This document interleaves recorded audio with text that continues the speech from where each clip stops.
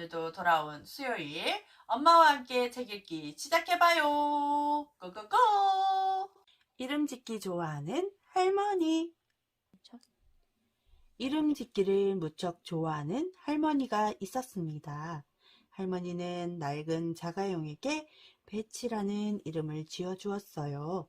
할머니가 앉아 쉬는 헌 의자에는 프레드라는 이름을, 밤마다 누워 자는 침대에게는 로젠느라는 이름을 지어주었어요. 그리고 할머니가 오래오래 살아온 집에는 프랭클린이라는 이름을 지어주었지요.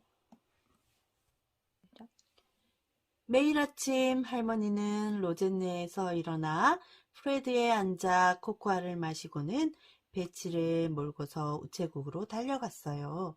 할머니는 늘 누군가로부터 편지가 오기를 기다렸지만 세금 고지서밖에 날아오지 않았어요. 할머니보다 더 오래 사는 친구가 한 명도 없었기 때문에 편지를 받을 수 없었던 거예요. 할머니는 친구가 하나도 없는 외로운 노인이 되는 게 싫었어요. 다정하게 이름을 부를 친구가 없다는 것도 싫었고요.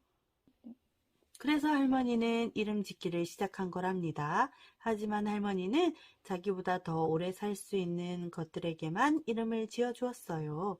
할머니의 자가용 배치는 그 어느 차보다 힘차게 굴러갔어요.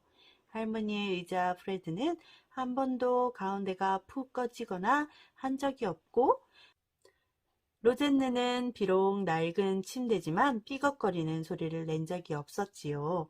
100년이 넘도록 그 자리에 우뚝 서 있는 할머니의 집 프랭클린은 지난 20년 동안 하루같이 변함이 없었고요.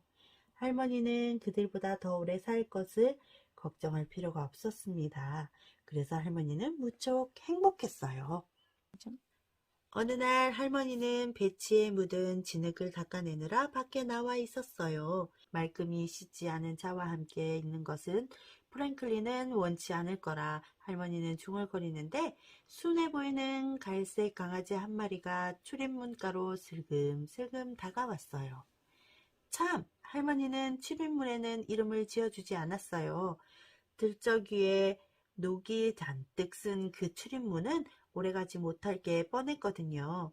갈색 강아지는 꼬리를 살래살래 흔들었어요. 강아지는 배가 고파 보였어요. 할머니는 배치 옆에 서서 한참 동안 강아지를 물끄러미 바라보았습니다. 그러다가 끙! 소리를 내며 한숨을 내쉬었지요. 할머니는 프랭클린 안으로 들어가 냉장고에서 햄 한 덩어리를 꺼내 들고는 다시 밖으로 나왔습니다. 할머니는 배고픈 강아지에게 햄을 건네준 다음 어서 집으로 돌아가라고 말했어요. 할머니는 강아지에게 배치가 내뿜은 연기가 해로울 것이며, 프레드는 좀처럼 자기 위에 강아지를 앉히려 들지 않을 것이며, 로젠느는 강아지와 할머니가 함께 놀기에 너무 비좁을 거라 생각했어요. 그리고 그 무엇보다 프랭클린은 강아지 털 날리는 것을 못 견뎌낼 거라고 말했지요. 그러자 강아지는 가버렸어요. 하지만 강아지는 다음날 다시 찾아왔어요. 할머니가 프레드 위에 앉아 책을 읽고 있는데 창 너머로 강아지가 보였어요. 집에 가거라! 할머니가 말했지만 강아지는 할머니에게 꼬리를 살래살래 흔들었어요. 집에 가라니까! 할머니가 큰 소리로 다시 말했지만 강아지는 계속 꼬리만 흔들 뿐이었어요. 강아지가 여전히 배가 고파 보여서 할머니는 냉장고로 갔습니다. 할머니는 치즈 한 조각과 과자 2개를 강아지에게 주면서 어서 집으로 돌아가라고 말했어요. 그러자 강아지는 가버렸어요.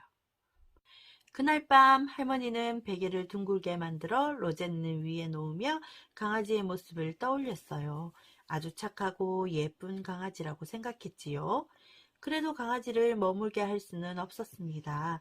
강아지를 머물게 하려면 이름을 지어주어야만 하니까요.